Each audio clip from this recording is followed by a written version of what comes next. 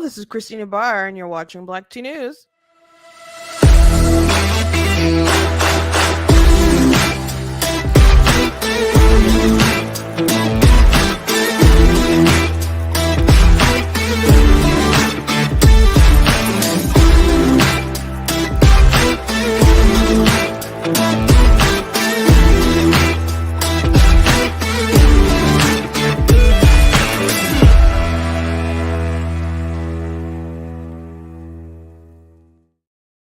Hello, welcome to Black Tea News. I'm your host, Christina Barr, and today we're going to be talking about this tweet that some MAGA folks have put out the other day, and that's just dead wrong, and I want to address it, and that's it's not just wrong, it's a lie.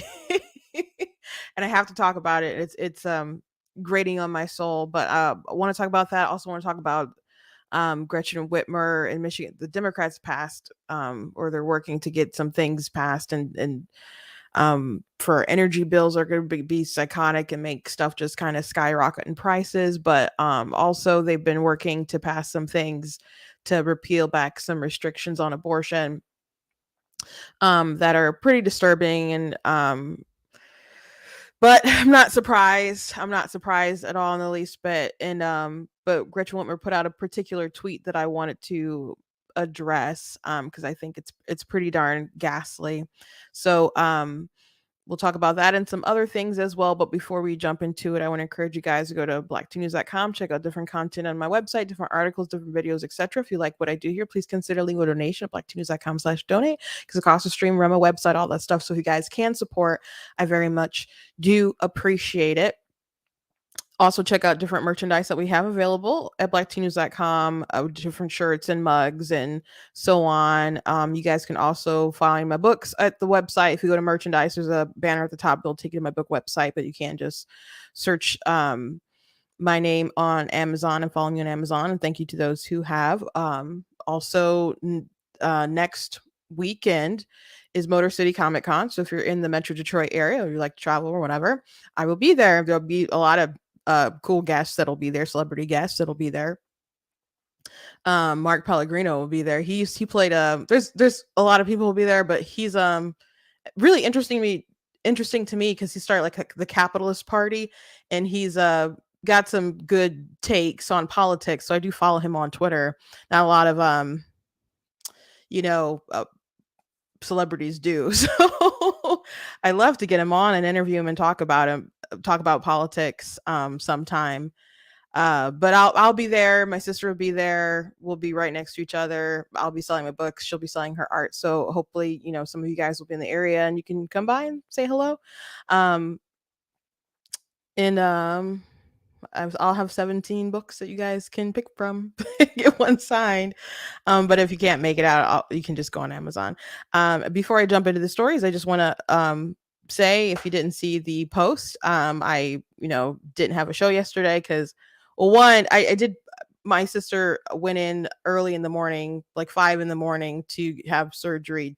She had a C-section, and so I knew that was scheduled and stuff. So I was still planning to have a show, but I had to get some work done on my car, and it took way longer than I thought. So it was in the shop, and we were at the hospital, and I went with a particular time that I did because I couldn't really coordinate any other kind of time because I didn't have a means of my own travel. So I didn't intentionally leave you guys hanging dry yesterday, but life happens, and life literally happened yesterday. So baby's good. My sister's doing good. I assume much better today than she was doing yesterday.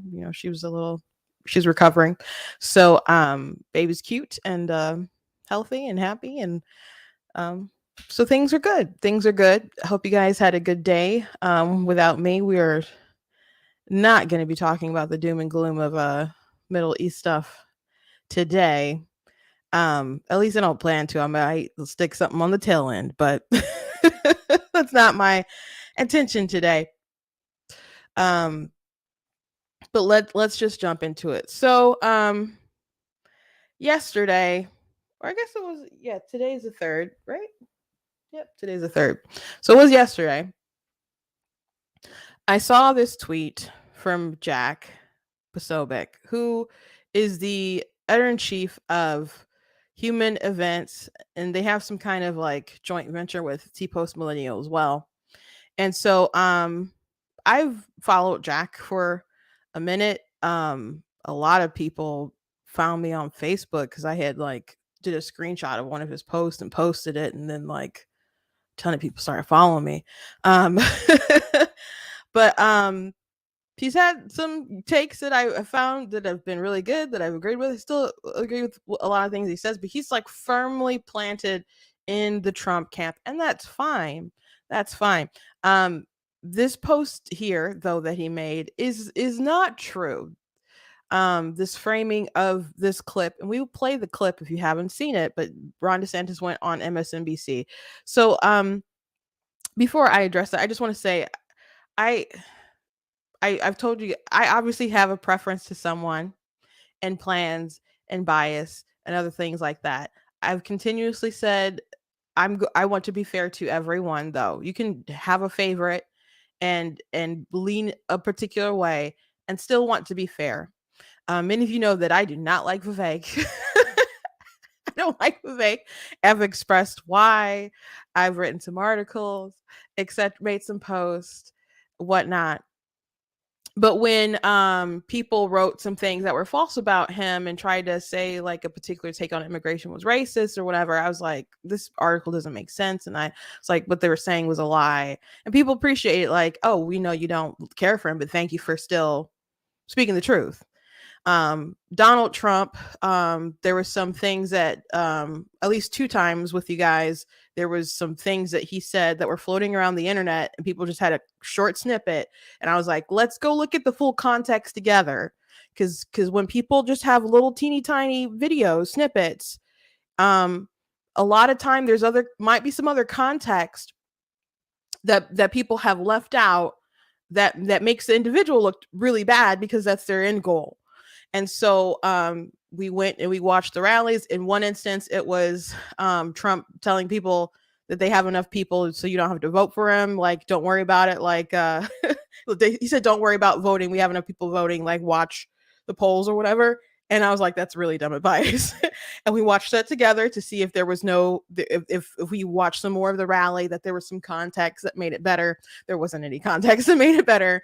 The other day, we watched a clip of Trump talking about the getting Mexico to pay for the border wall, because there was a little snippet that the DeSantis people were sharing around saying Trump's calling people losers for believing that he was going to pay for the border, get Mexico to pay for the border wall, because Trump was like, oh, and these losers who said, you know, oh, you didn't get Mexico to pay for the border wall. And he's like, I didn't have a mechanism to do that. That was the gist of the clip. So I was like, okay, well, let's go look at more of the context. So we watched some more of the context, and it's kind of what they allege, but sort of not. Because the context was, if you are complaining about Trump not getting Mexico to pay for the border wall, then he called you a loser. He said also that he got Mexico to cooperate in other sort of ways, but he did say that he had no legal mechanism for making them pay for the wall. So it wasn't a promise that he made that he could not keep. To whether he knew at the time he could not keep that promise, I don't know. Um, so what would we rate that? Mostly true, half true. But I wanted people to have the context, right? I wanted people to be fair. This clip here, there's enough context that if you watch it, there's no way to I think to get what Jack is talking about. Um, I don't see how you'd get his belief. So breaking, DeSantis just went on MSNBC and suggested Trump should be removed from the primary if he is convicted in any of the cases against him. That's what Jack wrote, and there's a lot of people who retweeted it, and then there's people who quote tweeted it. And before I actually play it, I want to go through just some of the quote tweets that are what? Why are they not showing it? View quote tweets. There are definitely quote tweets. Wow, guys. Okay. I guess I'll have to read you some on my own phone. Don't know why they're doing that on the desktop because I definitely saw them earlier. If they don't show, it's a conspiracy, guys. But Mike Cernovich and other folks had quote tweeted it. So yeah. See, showing up. Don't know why it's doing that on the desktop. Okay, so Janet from Another Planet said, "This is why we won't step out of the race.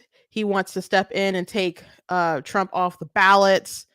Um, Someone said, "Silent, who's silent no more," because it's the only way they can get this loser on the ballot so we can lose again. He didn't change the law so he could keep his job when he loses for nothing. He knows he's a loser. Talking about DeSantis. Um, Yoshi the Patriot said, "It doesn't get any more obvious than this that Ron DeSantis is part of the deep state." USA Trust Trump said, "This is how far Ron DeSantis will go to get to the White House. That's all you need to know about him." Kurt said, "I will never vote for this backstabbing traitor ever. His whole campaign has been about sabotaging Trump. Ron must never be president, never, ever." Um, People said it makes him desperate. People are saying he's showing who he really is. People are calling him a backstabbing weasel. People are saying shame. People are saying DeSantis should drop out. There's just a lot of stuff. Now, Mike Cernovich said, this is what he claims that DeSantis should have said during the interview, right? So just keep this in mind. We will watch the interview, but this is what he claims that he should have said. He said DeSantis should have said, "We don't do show trials in the US. I'm confident Trump will prevail." I don't know why you would say that. I don't know anybody who's confident that, in being honest, that Trump will prevail, because there's 4 indictments, right? There's the Bragg one, there's the Florida one, there's the DC one, and there's the Georgia one. The Bragg one is dumb. Everyone agreed that was dumb, but it's in New York, so he might be screwed either way, or just the system shouldn't work like that. But people aren't as confident, I think, as they used to be. The Florida case, that's the one where he had the documents and he didn't adhere to the subpoena, and he was like hiding it from his lawyers, and he had someone fly them from Florida to Jersey, and he's on video talking about classified documents that he allegedly showed people, and in the recording he says that he could have declassified them when he was president, and now he can't declassify them because he's not president. So that one's probably the most legit out of all of them, but that would have the most perhaps favorable jury pool to Trump because it's in Florida. But we'll see what happens. Then there's the DC case. That one's gonna be in DC. That one's gonna be probably rough. Not a just a sort of town for folks like him. And then the last one, of course, is gonna be in Georgia, which is the RICO case, where there's already been Sidney Powell, Janet Ellis, other people have already flipped. And I don't know how that's gonna go, and I don't know how that jury pool may be. So I don't know. I think, coming out of all 4 unscathed or found innocent or not guilty, rather, of all those things, is a hard ask for any one rational, even people who really still love and support the man, to say, "I'm confident he will prevail." So that just would have been a lie to say on MSNBC. But the second thing he said that DeSantis should have said is, "We don't let the Department of Justice, which is controlled by Trump's chief rival, to choose who the candidate will be." And that's true. But as you'll see in the video, DeSantis wants the people to decide who the nominee will be. And I guess he could have maybe said that, but anyway, moving on. Someone said, cue the DeSantis fans making excuses for this one. Roger Stone said, now Ron now finally exposes who he is. Not 2024, not 2028, never. And Rick Grinnell also said something to someone, Tiffany. I know this person has a big account, at least 17,000 followers. Tiffany said Ron is basically indistinguishable from Chris Christie at this point. He's 100% staying and hoping that Trump is found guilty and somehow taken off the ticket. These people don't care that he's being politically persecuted. They care about their own political power. And the Constitution be damned. This is disgusting. Ron DeSantis is nothing like anyone thought he was. He's just like every other POS politician. You can use your imagination to know what that stands for. And I'm going to try to read one more when I get to Rick Grinnell. There's lots of people who are, I don't know if they watch the clip and they're just kind of spreading this narrative, or if they just are going by what Jack said. And it's a short clip, so it doesn't take much time to watch it, but a lot of people will just retweet and not read an article or even watch a video. And it's very strange. I know Rick, here we go. Rick Grinnell. The Rick Scott endorsement of Trump has the whole DeSantis campaign melting down. He's imploding. That's all that he said. Now, Rick Grinnell, by the way, I had beef with him, and I haven't forgotten. If you remember the midterms, he was very, very pro Oz, Dr. Oz, and Trump had endorsed Dr. Oz, and Kathy Barnett started, doing pretty well after she started getting a lot of buzz after her debate performance. And then there started to be all these attacks on Kathy, and Rick Grinnell elevated some really, really egregious ones that were just not true, that I thought to be pretty unethical. And I wrote about it at the time at blacktnews.com, so you guys can go back and check that out. Actually, I have an article about all this that I'm talking about. I didn't publish it yet, but it'll have all those links in there. So anyway, that's what people were saying. So without further ado, let's actually look at what the clip said. Let's actually listen to it. And you did say, Governor, at that August debate when the question was put to the entire panel, if Donald Trump is convicted, will you still, and he is the nominee, would you still support him? And you raised your hand. You're a lawyer. You've served in the Navy. You were well trained at the greatest schools. Do you really believe that a man who's convicted of, say, attempting to overturn the 2020 election or taking nuclear secrets back to his beach club, do you actually still, as we sit here today, believe that person should be president? So I signed a pledge, Willie, and that pledge is what it is. Now, do I think somebody under those circumstances could get elected president? The answer is no. That will not happen. I think that Republican voters will understand that as we get closer to voting. But it would be fatal in a general election. And I don't think the party should nominate in that situation. However, I signed the pledge. I'm a Republican. I don't think it's going to come to that. And I think we'll get the job done like we need to. But the reality is I signed it, and that's what I did. So you stand by that this morning? Yeah, when I signed the pledge, I knew you never know what's going to happen. It's a crazy process. People make different decisions. And I think my point of view on it was, I'm participating in this process. I've got the plan to win. We're going to win. At the same time, it's like you can't just take your ball and go home. You can't on the one side of your mouth say the country's in decline, Biden's failing, and on the other hand say, I'm just going to pout if things don't go my way. So that was kind of my rationale for doing it. Okay, so you guys just heard it. Did you perceive anything that he said as breaking? DeSantis just went on MSNBC and suggested that Trump should be removed from the primary if he is convicted of any cases against him.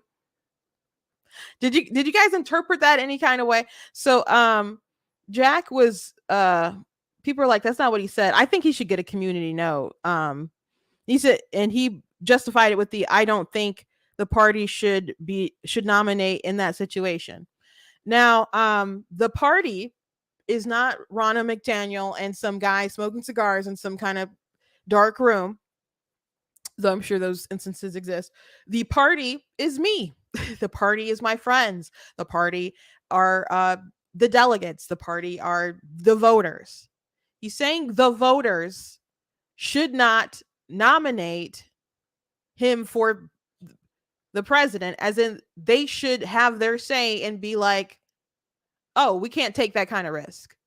Using their own agency. He's not suggesting that you call up all the RNC committee people and just be like, get him off the ballot, or I don't know, put some money in Ronna's hand and be like, let's just quit the whole just make sure it's just me at the top of the ballot or something. That's not what's happening.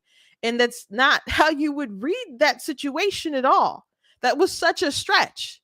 That was such a crazy stretch. And really dishonest, and it's disappointing to me for Jack to spread that and for everyone to elevate it like that. And again, I don't know how you could make that sort of assumption, even with all the bias in the world. Especially because the context of the conversation, so much of the conversation is, you made this pledge. Are you really going to stick to that pledge? And he's like, yeah, I'm going to stick to that pledge. I can't just take my ball and go home. I have this plan, and I believe I'm going to win. I got this plan worked out. And I also think the voters are going to be like, hey, we can't take a risk on Trump. So I think I'm going to win. But if things don't go my way, I'm not going to do what Ted Cruz did on the debate stage back in 26. Not the debate stage, the RNC convention. And he got up and said, vote your conscience. Do you guys remember that? That was so slimy. And that was so annoying. I was so mad when that happened, with that smug smile and stuff. And I liked Ted Cruz and stuff, and I still like Ted Cruz, but that was a moment. And people were so mad at him. And I remember Chris Christie going on TV and just talking about, like, now you guys all know why nobody likes Ted Cruz. Because Ted Cruz is the guy who was like, oh, I'm going to take my ball and go home. Now, I guess he got some good talking tos and whatnot, because, at the end of the day, people pushed and promoted and helped, Trump cross that finish line and stuff. But that was that was a moment. DeSantis is saying that's not what he wants to do. If he made the pledge, he's going to commit to the pledge. So definitely not saying that the party itself should somehow knock him off the ballot or disqualify him, but the voters should make that decision. Now, there's people who seem to be so offended by the fact that if DeSantis is running, thinking that Trump's legal issues are going to catch up with him, and then you're going to need a different nominee. I don't understand why people are so offended by that reality. It's just common sense. And I know the heart of the issue is that people just really don't want there to be an opposition there, I suppose. And most of you think that there is no opposition, so I don't understand the hostility. Because Trump's so far ahead in the polls, why make fun of the man in his boots every day? But it irks me, so many people saying, like, Trump, by the way, is the one who's called to end debates. Trump is the one who's called to end the primary. His fans and people are like, he's so far ahead. Everyone should just drop out and coalesce around this one individual, around Trump. Charlie Kirk said that Ron DeSantis and the PAC supporting him, they're just lighting money on fire, and this is a vanity project. And it said that the money that they're raising should be spent on get out the vote efforts, and which I'm like, think is crazy, because not everybody should be working on like the infrastructure of the get out the vote and registering people to vote, etc.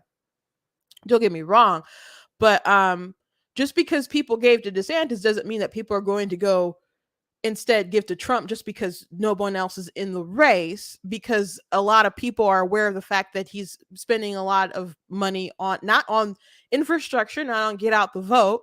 A large chunk of it is going to his legal fees. And if not to his legal fees, attacking Ron DeSantis, even though he's so far ahead of the polls. But anyways, some of you know, and I haven't gone through the big story in a long while, but my sister ran for chair in 2019 in the Michigan Republican Party, and everybody had lined up all these endorsements, including Trump's campaign manager, Brad Parscale. You know, Brad had like a bit of a breakdown, whatever, so I haven't heard anything about him from a while, but he was the campaign manager at the time, which I'm sure Ronna McDaniel was like, this is our person, so go ahead and endorse this person. He never met my sister, never like really assessed the candidates. I'm sure they were told who to support, and they supported them. And Laura Cox, she was the she was in the House, the House of the Michigan House, and she ran for state Senate, but she lost, and then she decided to run for chair. And she was the wife of the former attorney general. So many people lined up just to back up Cox, and people so many people appreciated the fact that my sister wouldn't drop out of the race, and they liked the fact that they had an option. And you can be 100% on your person, but that doesn't mean that you shouldn't have the option. That doesn't mean that people shouldn't have to debate their ideas. And iron sharpens iron and stuff. Like, my sister go into a room and talk to someone who was on Laura Cox's team and have and within 20 seconds flip the vote. And so we were threatened. We were maligned in all sorts of ways. There were instances where they publicly tried to embarrass us, ran different news stories in different papers and other things like that. Just really dirty tactics. I know folks from the other side were telling her campaign people to like, leave these girls alone. You're just making yourselves look worse. And long story short, my sister did end up losing, largely because the RNC chairwoman was whipping votes on the floor, which is a big no-no. Usually you have people stay out of that stuff. But they really wanted that person to win, and that did make the difference. Otherwise, everyone in the they're from the same part of the state. Let's just say everyone who knew both the candidates well chose my sister. And then we lost the election. We lost the upcoming election. The state did. So didn't do it extremely well. That was the 2020 election. But that was a interesting period of my life. It was a very hard period for my sister. But I can tell you, so many people did appreciate the fact that they didn't just allow the establishment to run unopposed without any sort of challenge or without any sort of debate happening. And people who just don't want there to be a primary when there's an open primary, I don't like that at all. I don't care how much you like Trump. People have the right to want someone else in there to make a different case. And if they lose, they come together and you debate policies, you debate people's records, and you can debate character too, but mostly you should keep it to what did they do and what can they do, and do you trust that they're going to do what they claim? And people taking it outside of that, especially people on your own side, is pretty crazy. If Ron DeSantis is so awful, like, why make this up? Why misrepresent what he's saying? I don't. Why do that? Why do that? it and so not only are you like maligning his character, you're exposing your own. And that's what I find so frustrating about quite a few people that I've followed, and how in the tank people are for different folks. And not just because like a comment or two, but things that are just kind of slimy. So again, definitely did not say that if Trump is convicted that they just need to kick him off the ballot, or he should be removed from the primary is what Jack said. Um and again, Trump is the one who doesn't want there to be primary, and that's not secret information, especially if you're on any kind of insider track in politics in Michigan. Like, I think it's pretty well known that Trump doesn't want there to be a primary. And so there's an article I just exited out um that explains a bit of what's been going on across different states, and it was by the New York Times, but I will have a link for you guys when I post this article that you guys can check it out, but I'll show you um it briefly. And it goes through different states where Trump has been, basically pooling his favors and from people to change the different rules um to make him more favorable in the primary. And they did succeed in doing this in Michigan. There's a very low chance that DeSantis I think would have any that anyone other than Trump would be able to get our nomination.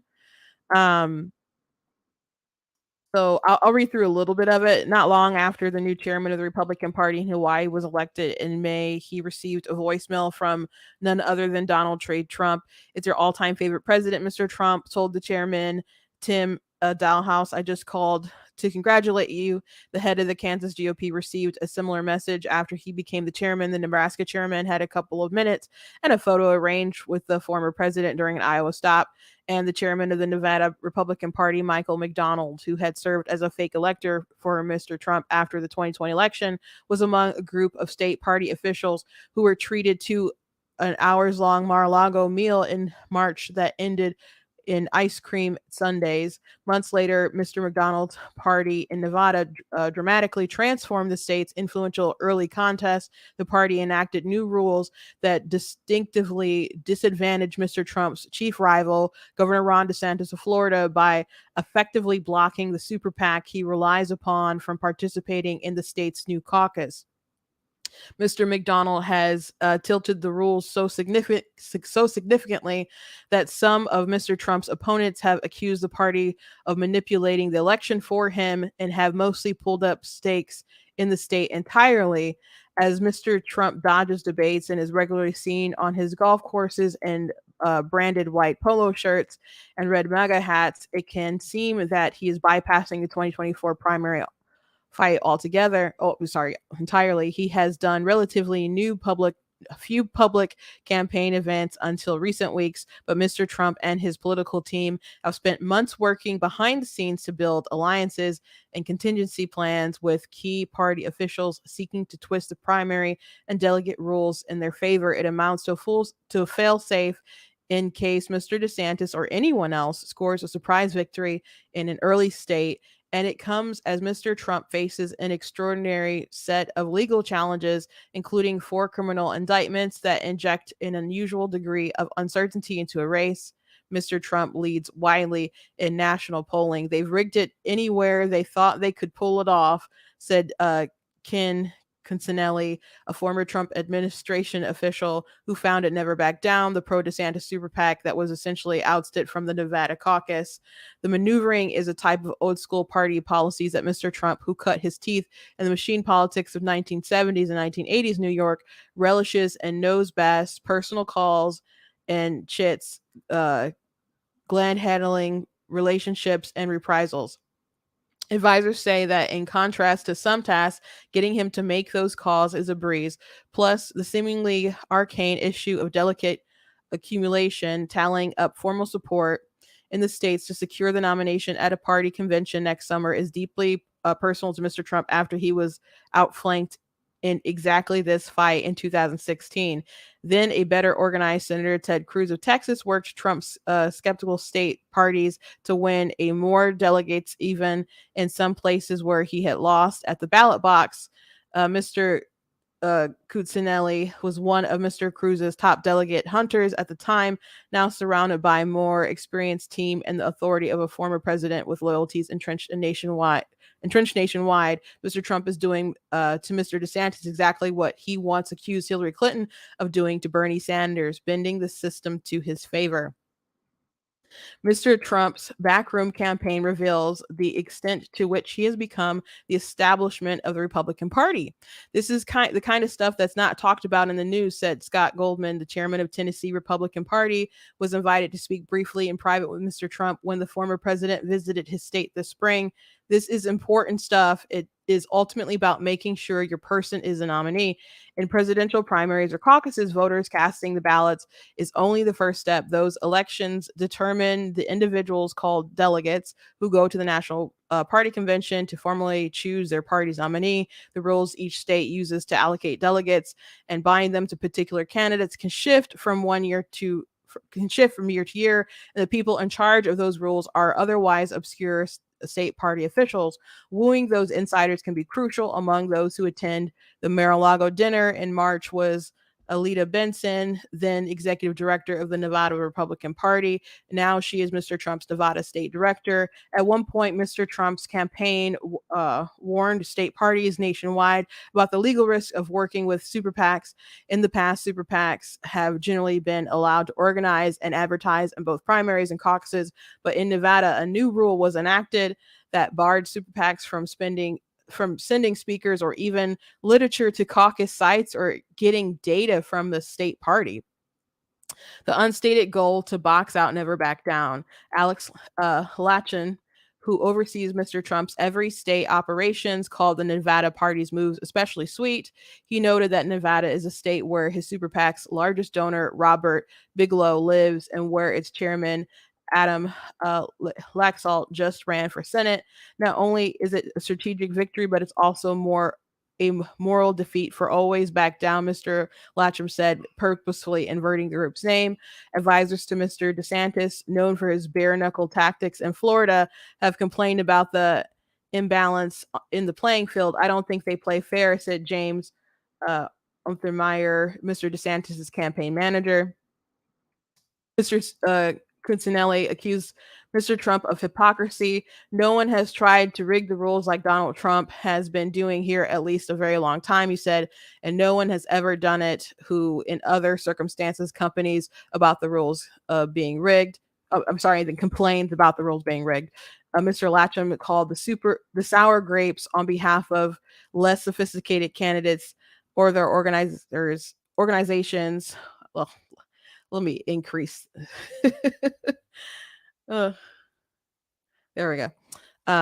Organizations who were outworked and outmaneuvered. I mean, the reality is this is politics. Just how tilted is the field in Nevada now? Mr. DeSantis' campaign won't even say if he will apply to be on the ballot, and no serious candidate or super PAC has spent $1 on television ads there since late June. Mr. McDonald, the state party chairman, claims neutrality but remains one of Mr. Trump's closest allies. He and the Nevada GOP did not respond to requests for comment. Perhaps the most significant change in the primary rules took place in California. Republican officials in the state whose primary was moved up to Super Tuesday by Democrats in the legislature adopted a set of rules over the objection to DeSantis allies that will award all 169 of his delegates to any candidate who tops 50% of the vote statewide, a threshold only Mr. Trump is currently anywhere near. By nature, President Trump is a gambling type of guy, and I think to have that opportunity is certainly appealing to him. Jessica Milan Patterson, a chairwoman of the California Republican Party, said of the potential delegate sweep. Previously, each of the state's 52 congressional districts delivered delegates independently, allowing candidates to cherry pick more favorable political terrain. The change caused Never Back Down, the pro-DeSantis super PAC, to essentially give up on California, halting a door-knocking operation that had already visited more than 100,000 homes in the state. Ben Ginsburg, a longtime Republican lawyer and one of the party's foremost experts on delegates, called California's move one of the most consequential changes on the calendar. It gives him an advantage that a front runner has never had before to absolutely wrap it up by Super Tuesday, Mr. Ginsburg said to Mr. Trump. I have to look when this article was written again, because I know that he went to go speak to the people out there in California, the Republicans there at a Lincoln dinner maybe or something like that. I bet that's not the same as door knocking. I guess it's easy to go and give a speech. He gave a pretty good one, though. Behind the scenes, Mr. Trump's campaign worked to shape the California's rules, contacting at least some party executive committee members directly. One person who helped craft the rules in California to make it harder for Mr. DeSantis to accumulate delegates was Kevin McCarthy, the former House Speaker, who had for months sought to stay in Mr. Trump's good graces in whatever ways he could, short of a formal endorsement. In the end, Mr. Trump did not return the favor, staying on the sidelines as Mr. McCarthy was ousted this month as Speaker. At the center of Trump's delegate operation is a low-profile former White House aide, Clayton Hinson. He has traversed the country for months on Mr. Trump's behalf to establish a beachhead with party officials. This spring, on the same April day President Biden announced his re-election run, Mr. Hinson plopped himself on the couch in the lobby of the Omni Hotel in Oklahoma City, where the Republican National Convention was holding a training session. He sat there all day and the next, texting and pulling aside state party leaders for quick introductions. Other campaigns were absent that day and have been for many of the months since. Clayton's met with many of us, said Eric Underwood, the Nebraska GOP chair, who recently went to see Mr. Trump in neighboring Iowa. The campaign had arranged a few private minutes backstage. He pitched the future Nebraska visit. In contrast, Mr. Underwood said that he had to personally push through a crowd to buttonhole Mr. DeSantis at the most recent RNC meeting in Wisconsin. Another state that has shifted its delegate rules is Michigan. That's where I'm from. While those changes came about after the legislature moved up the primary date, state Republicans have implemented a complicated dual primary and caucus, with many of the delegates determined by a system seen as favoring Mr. Trump. And it's not new news. It's something that,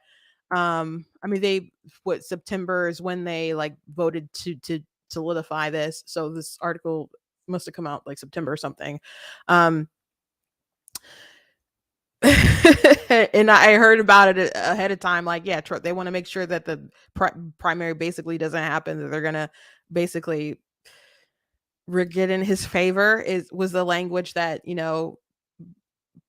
top kind of activists were saying behind the scenes. So it's not new. And Trump has been taking over the delegates and control for a minute, for a long while. So, yeah, it's a slam dunk for Trump. And by the way, the idea of DeSantis saying, Jack's claim that DeSantis wanted Trump removed from the primary or something. Ronna McDaniel, who's the RNC chair, Trump, which a lot of people were upset with Ronna and didn't want her to be chair again because we've continuously lost. Trump had people whip for Ronna. He's part of the big reason why she got reelected. And they are pretty entangled politically. She would not do something blatant, I think, to defy him or get on the bad side of him. And lots of delegates who love him because she wants to run for governor and against whoever the Democrats put up against the Republican candidate, but she wants to be that Republican candidate. That I don't think that's any kind of secret. She hasn't announced, but so she's not they're not opposed, even though you don't see him on the debate stage or whatever. So there's been times where Trump was in an interview and people started talking bad about Ronna, and he's like, no, I like Ronna, and people are surprised. No, they're politically intertwined. It's a slam dunk for Trump. Jason Rowe, a former executive director of the Michigan Republican Party, said on The Shift, I don't think it's a mistake that Trump aligned party leaders engineered that. Mr. Trump's backroom advantage, operating effectively as a party boss, leveraging relationships built during his presidency, is covered for his operational disadvantages, especially in Iowa. Mr. DeSantis' team believes a defeat of the former president there would reset the race, and the governor is increasingly betting his whole candidacy on that. Mike Brown, the Kansas chairman, said he had communicated regularly with Mr. Henson for more than 6 months as Kansas became a winner-take-all primary on March 19th. It is a type of high-stakes early contest Mr. Trump's advisors have favored, even if they didn't press for this particular move. For some other campaigns, Mr. Brown had to reach out to the RNC for contact information. I received a call from folks connected to DeSantis, Mr. Brown recalled. Two very nice ladies who I can't remember their name right now. So, and that's the end of the article. I said it read a little bit, but there's the whole thing. So, there was also a Trump super PAC who launched an ethics violation against DeSantis back in March, and they wanted the stiffest penalties possible, which would have been him kicked off the ballot. So,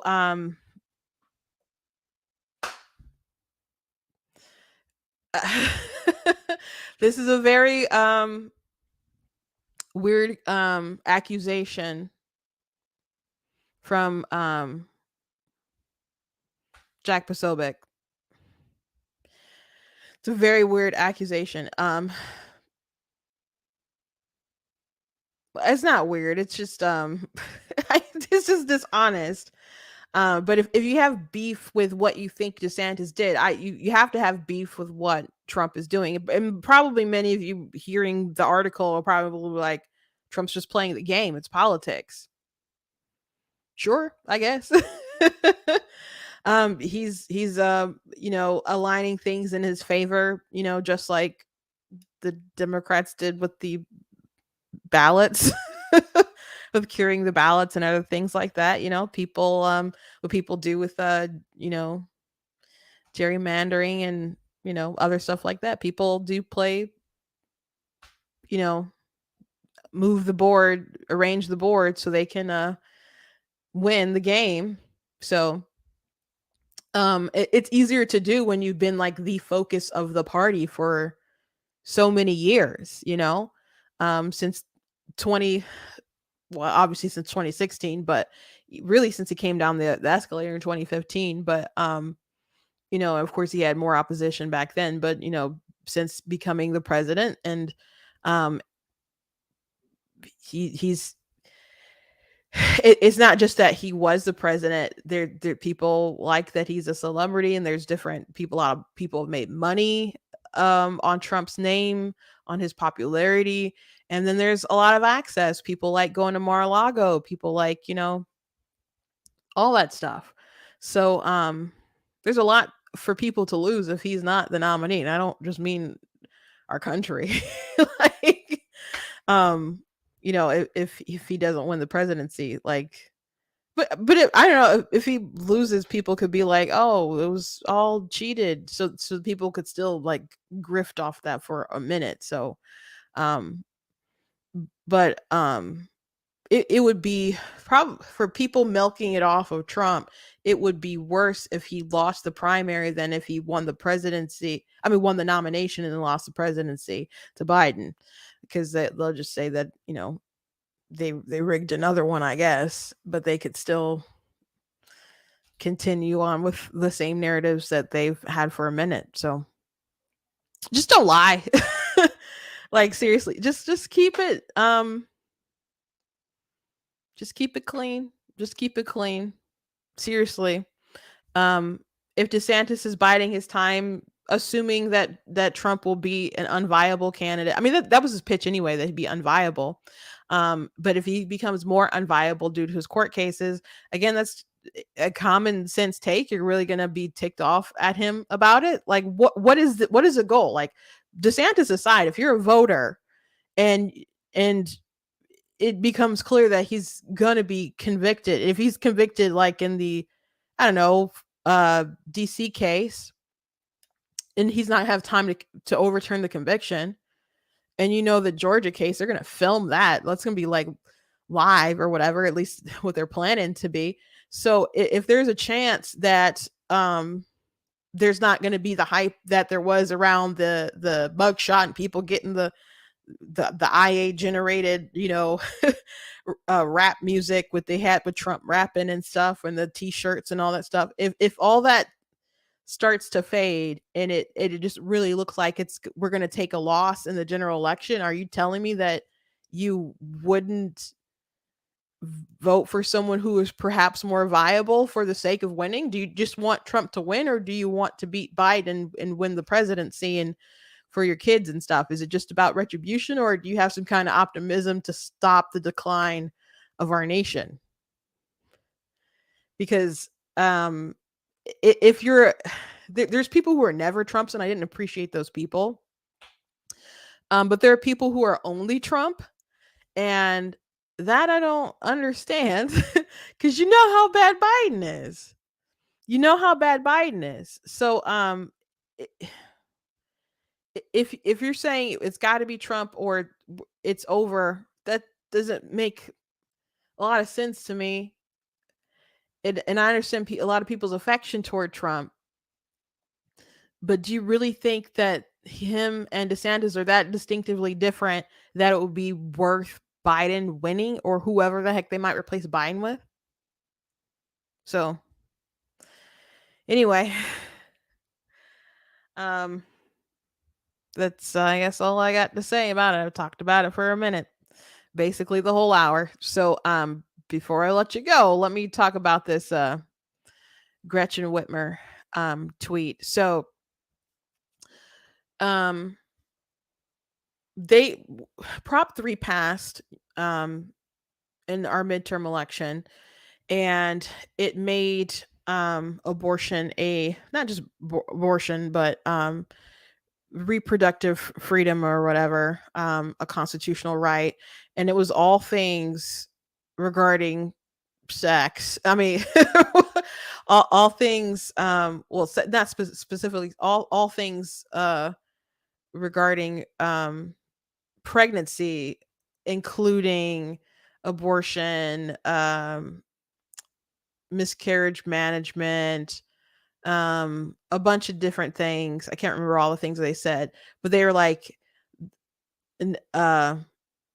not limited to was in the words of the constitutional amendment, which I think should be alarming, because it's like, what are the things that you are thinking about that you're not saying?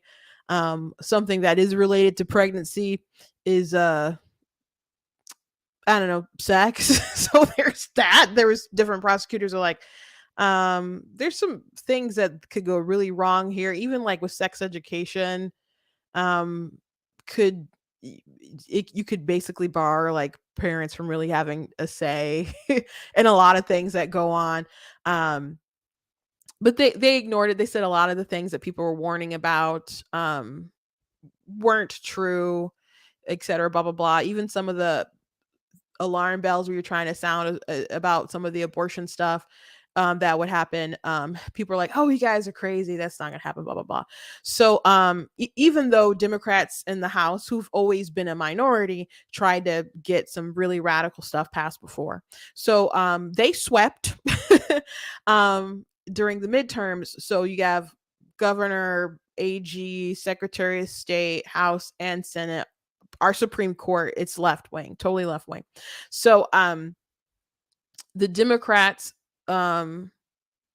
decided to pass some legislation repealing back some different laws on the books. Now, they were trying to get rid, they got rid of like different things that are meant for safety for the clinics, different regulations there.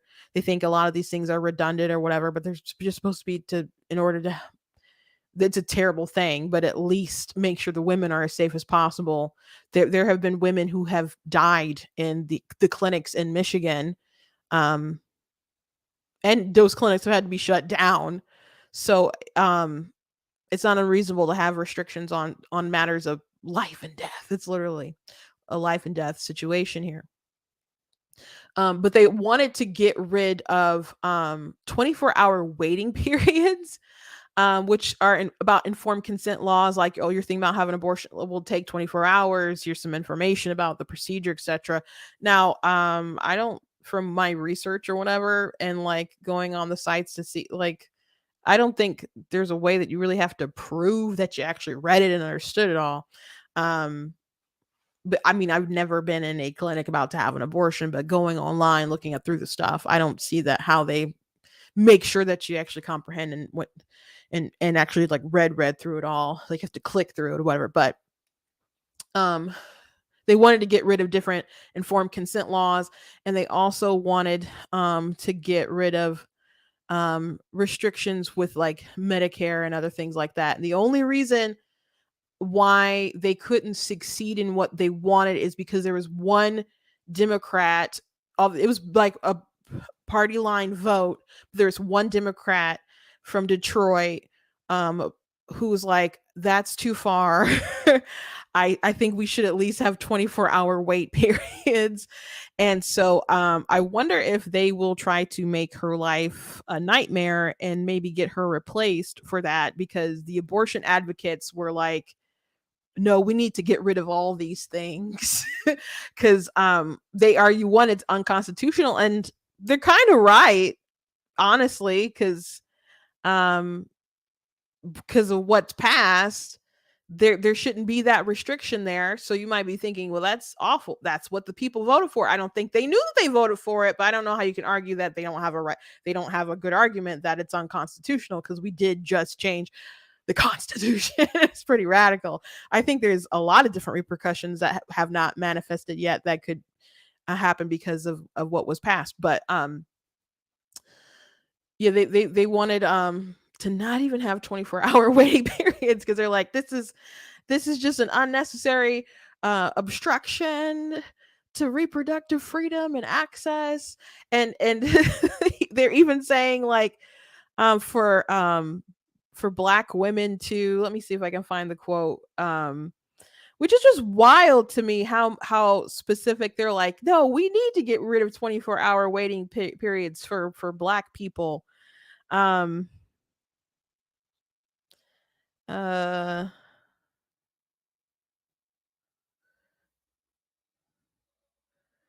Reproductive Freedom for All Michigan and Progress Michigan released a statement. This is regarding the Democrat who voted against it. We condemn the actions of Representative Karen Winsett, who pushed to remove the key provisions of the Reproductive Health Act. Her actions will perpetuate the harm being done to her constituents and communities across the state, and are a direct affront to the change voters demanded when they passed Proposal 3.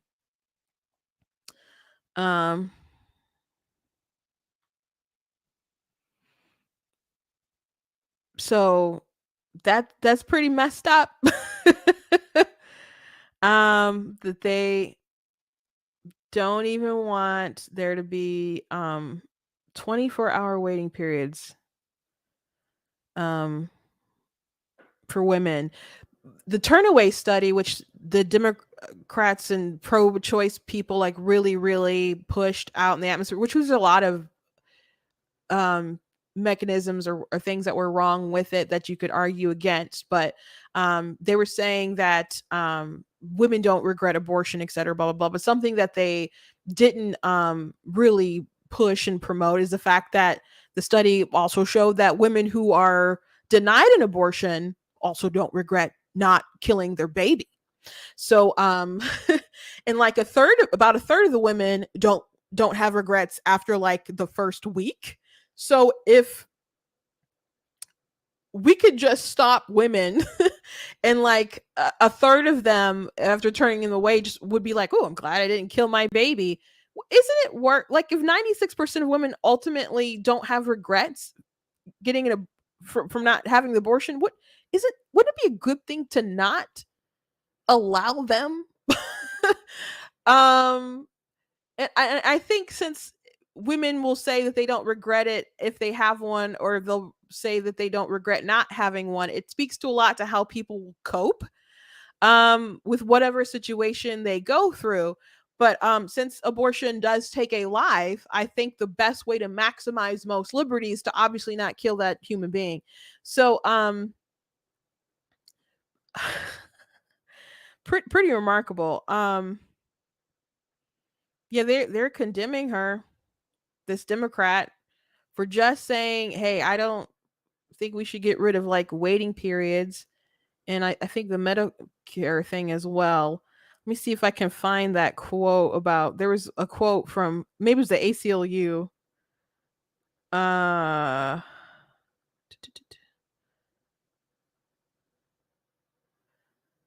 Okay, yeah.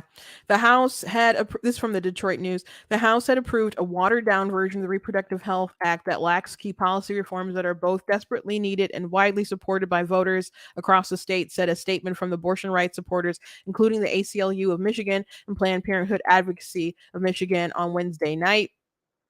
Without eliminating the Medicaid abortion ban and the 24-hour mandated access to abortion care will remain out of reach for too many across our state.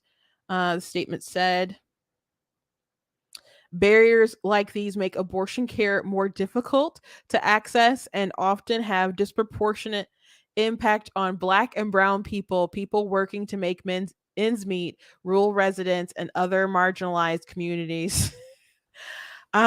Is the disproportionate impact that those women won't have killed their babies. My gosh.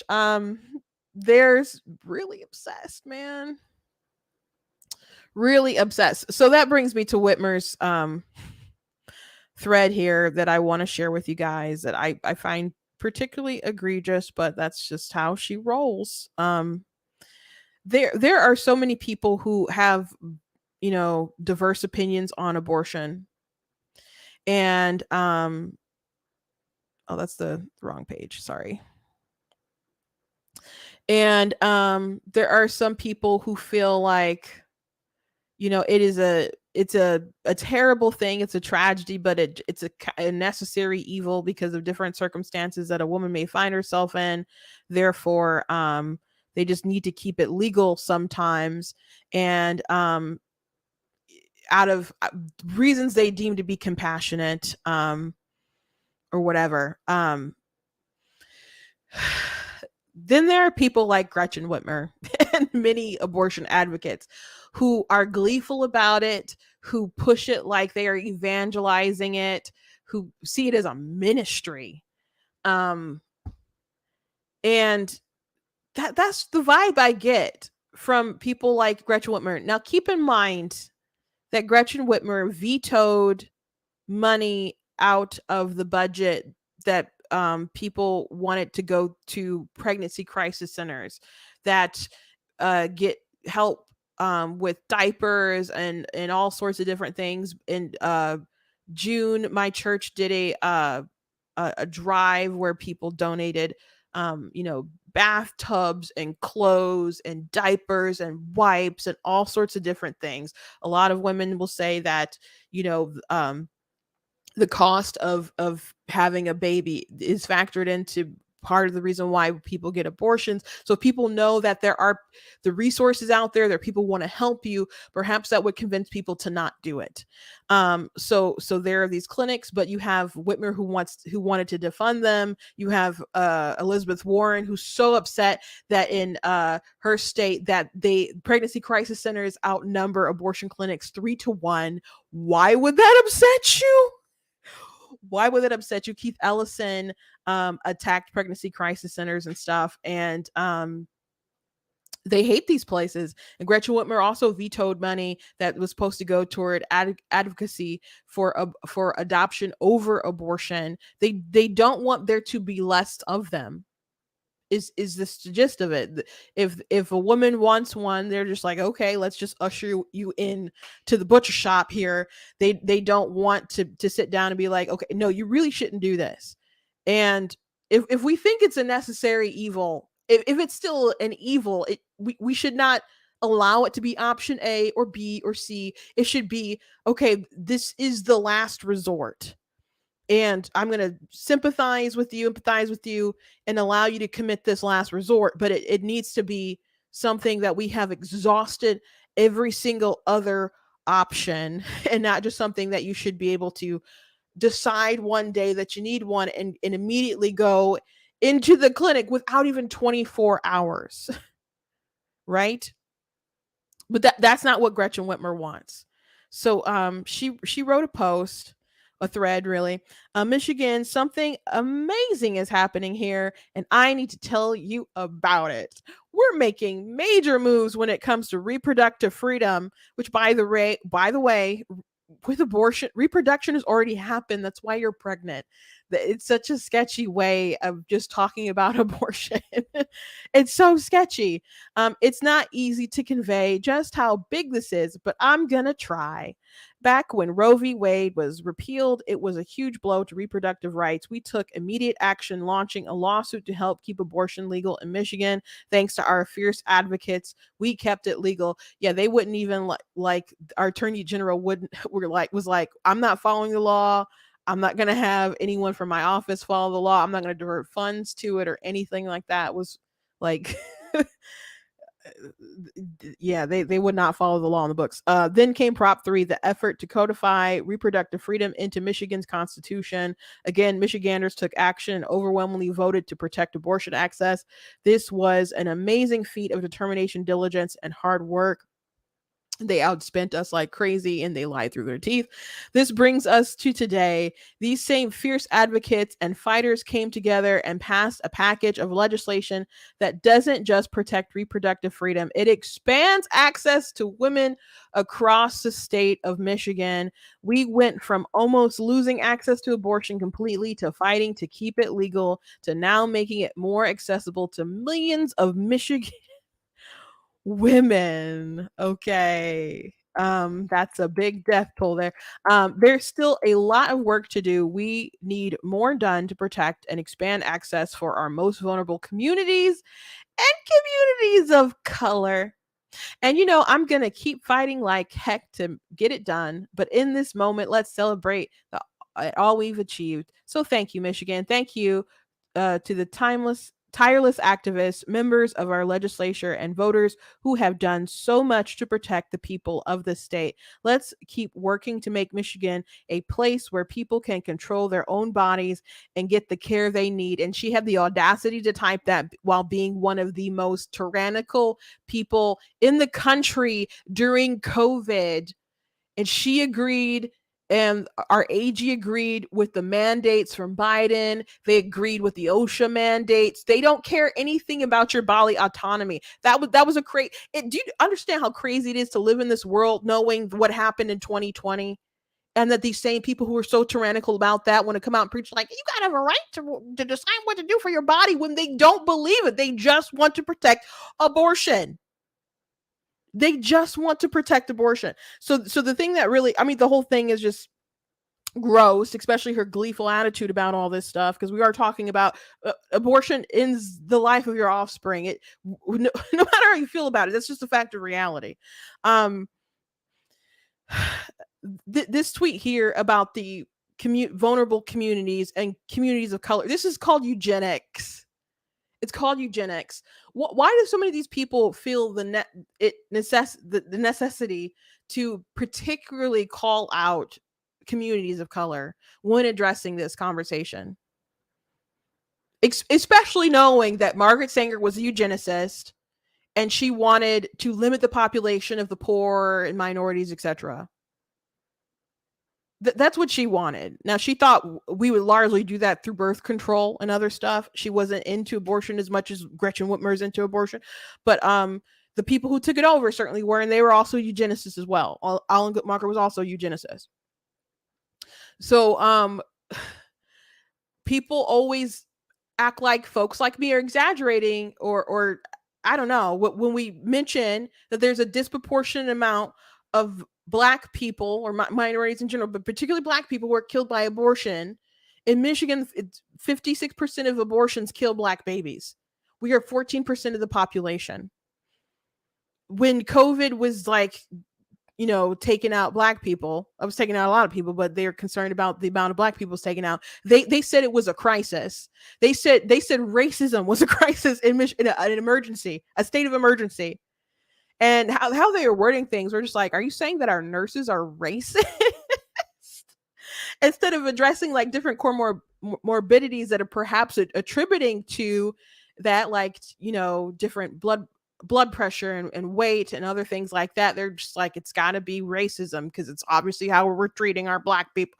Like, I thought the nurses were heroes, and all of a sudden they're racist. But they thought that disproportionate number was an emergency. But when you know that 14% of the population makes up 56% of the abortion numbers, that's not an emergency. That's not something to be concerned about. And yet you still like, I'm not going to fund pregnancy crisis centers, and I'm not going to promote adoption over abortion. We're going to keep on sending those black women to those butcher shops. Hopefully without 24-hour waiting periods, and hopefully on your dime, taxpayer. That's what they want. That's what they want. So it's not that pro-life people, when they mention the disproportionate numbers of minorities who are killed in abortion, that we're paranoid or something. We just hear you. We hear what you're saying. We can see what you're doing. I can read your tweet loud and clear. Someone had interviewed people like after Roe v. Wade fell or something, or I don't know if it fell yet or it was close to it or something. And it so happened they found Margaret Sanger's grandson or something, and he had the same kind of lines like, oh, we need abortion access for women of color. Or you could do your darndest to try to help black women not do that, to convince them not to do that. Someone I posted a video yesterday talking about some of this stuff, and someone left a comment and said, oh, well, what are you going to do to try to address the women who want to go ahead and do this, who are minorities? And someone commented and said, were you not listening? She clearly said that Whitmer tried to stop things that would help women not kill their babies. But that's also always a terrible question, though. I mean, there are people who work for organizations and give to organizations like Let Them Live. I think Preborn is another one. Ben Shapiro's promoting it a lot on his show. People who promote pregnancy crisis centers and adoption and agree to adopt and march and other things like to build awareness and etc. There's people doing all kinds of stuff, but to say like, what are you going to do to address the issues of why they want to have abortions or whatever? You can address those things, but the issue is that you're not going to be able to give me a circumstance where I'm going to be like, oh, that makes sense to kill your kid. You're not going to be like, well, black women are really poor, so what are you going to do to help them so they don't want to kill their kids? I'm like, okay, we can help them, sure, but it's not okay to kill your kids just because you're poor. and I have to let's address the flashing evil on the wall. It's red rum. And I know that that's not a good reason to have an abortion, though that's a high reason why women will have one. I know that's not a good reason, because you wouldn't say that it's okay for a woman to do that if she had a 2-year-old or a 1-year-old or a 2-day-year-old. You wouldn't say, oh yeah, she didn't have money, so it's okay to kill her kid. You would not say that. You wouldn't say that. So it's not a good reason. The truth of the matter is that from data collected through Guttmacher and other folks like that, that most women have abortions not for some kind of medical life situation. It's because they don't want their lifestyle interrupted. that that a baby would change their lives. There's people who will say that money is an issue, but that doesn't mean that everyone getting abortion is destitute if they'll have a baby. Babies can definitely disrupt your flow of cash, sure, but that doesn't mean that everyone who's getting an abortion, even in urban neighborhoods and so on, are gonna be like out on the streets or something like that if they have the baby, that they won't be able to somehow make it through. Those are decisions that people make, and we need to not normalize it. The truth of the matter is that something that I do, I'm a minister. I speak a lot to the culture, and I believe that people should make moral decisions themselves and practice more self-control, and 86% of abortions are done by unmarried women. So we could try to make the effort to align sex with meaning in relationships, and dare I say marriage. You're waiting for me to say the A word? Abstinence. People have told me it's literally impossible as I do it right now.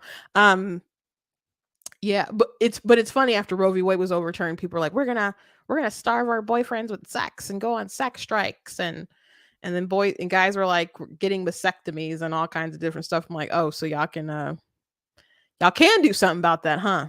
So the truth is that people need information on what actually happens. People need a good brush up on embryology, and people need to value life. And if a lot of people knew what actually happened, if people knew how early, I mean, people have tried to obstruct how early a heartbeat is detected. They're like, that's not actually a heartbeat. Like Stacey Abrams was like, had a conspiracy, like the men are in a room are trying to trick you. It's like, there's men in the machine making a a noise. Like, we know how early a heart is formed and all that stuff, but there's propaganda. There's propaganda like, this is what a baby actually looks like, that a Guardian put out, and it was a baby who had been sucked through a tube. So it looked like a lot of tissue, and it had been, the blood and stuff had been cleaned up. So they're like, this is what they say. You can't even see the baby. It's not visible to the naked eye. It's like, no, women who miscarry at like 10 weeks can see their baby. And I'm grateful to the pro-choice women who spoke out and said this stuff doesn't make any sense. But man, that information was very viral, very viral. But even on YouTube and other places, if you talk too much about stuff, you'll get flagged. And one of my videos got taken down. So when I had an interview with a Smart Woman's Healthcare, but you can find that interview in particular on Rumble now. But to the people who try to act like Black people aren't being targeted, we are obviously being targeted. We are a target market. We are targeted. And I'm not saying it's because Gretchen Whitmer is a racist. She could be, who knows? I'm not saying it because she wants poor people to die. Maybe, I guess, to some extent that, she kind of does. Maybe not out of a particularly malicious spite, but it kind of is what it is. Maybe most of it's politics, and stomping for your team and the people who will donate to you. Maybe it's just really that, and they know where their butter gets, their bread gets buttered, and they know where to target, and where people will go get those abortions. And it's really no different than predatory lenders going to people who are desperate and look at the payday advance, and then they're messed up because every check needs to keep going to go pay the payday advance, etc. So it is malicious. It is malicious. And people will say, well, the women still choose to do that. Vulnerable people in desperate situations can be persuaded to do a lot of bad things, including steal. But we don't say we need more access to theft to robbers who want to rob banks and steal cars. I mean, maybe in San Francisco and DC or something, they make it. It seems like they're making it kind of easy for people to do. You could just try prosecuting people when they commit crimes, but just because people are in desperate situations and want to do bad things doesn't mean that we should allow people to do bad things. Doesn't mean that we should allow them to. So, if we could stop them in advance by at least deterring them from it being illegal, that's gonna obviously save a lot of lives. It's gonna obviously save a lot of lives. But we also need to inject within people the value of life, because if people want the baby, they acknowledge that it's a baby. They call it a baby. They acknowledge that it's a good thing. If a drunk driver hit a pregnant woman and she lost the baby, that would be a tragedy. If someone, if a jealous boyfriend or something, or a jealous girl who wants your man or something, poisons you and you have a miscarriage, that would be a tragedy, right? We acknowledge that. We have that sort of intuition. So if you're telling women that if you don't want the baby, or if you would rather graduate college, or you'd rather get the job promotion, and it's worth taking that life to get that thing, what kind of psychological damage do you think that does to our society? To teach that all lives really don't matter, that morality really is subjective, it's relative, and if morality is relative, it's just a matter of time before someone practices that relative. It's just a matter of time before someone does something to you. It's just a matter of time when you're instilling within people that the value of life, there's no inherent value to us all. That it's all about what you want. And that would sometimes what you have to give. So, anyway, that's my show.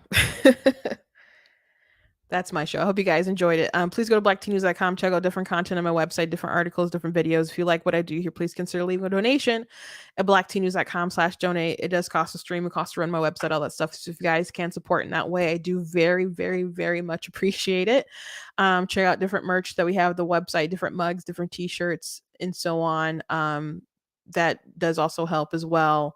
If you like what I, speak about, particularly this issue with abortion, I do have my book, of course, God is Blatantly Against Abortion, that covers rights, it covers theology, it covers philosophy, it talks about the different politics, especially like in the US and laws and other things like that. So it's a very well-rounded book. You guys can find it on Barnes & Noble, you guys can find it on Amazon.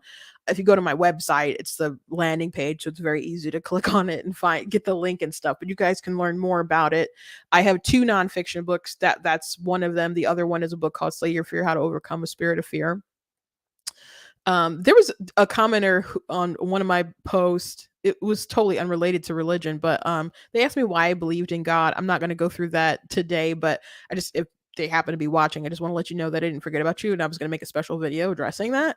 But this is a how to overcome a spirit of fear. So this one's a nonfiction faith book, and the rest of my books are like chapter books for kids, young adult novels, paranormal romance, historical fiction, fantasy, all kinds of different stuff. So if you go to Black Teen News, go to the merchandise page, there's a link, they'll take you to my book website, so you guys can check out everything that I've written and pick it up for yourself. Next weekend, I will be at Motor City Comic Con.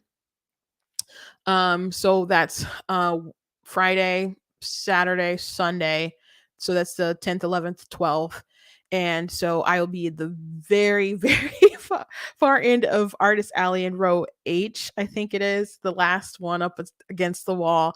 So very easy to find me, I suppose, that way. So come and get a signed book if you're in the area, and go pick up some artwork for my sister. She'll be right next to me. So I hope you guys come out. So that Friday, I'm definitely not doing a show. I may have some kind of pre-loaded video that I will run. If I don't have the time, don't hold it against me.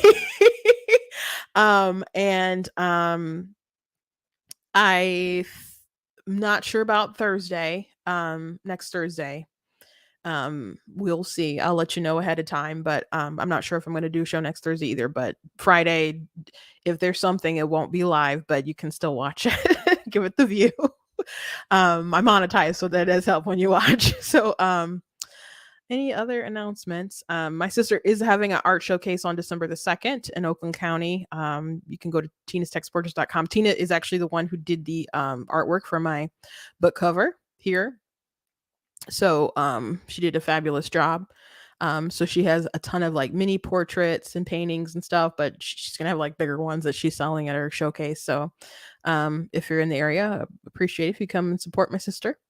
And if there's anything else, I'll let you know. So God bless you guys, and I hope to tell you more about the little new baby on Monday. But I'll see you, and I hope you guys have a good weekend.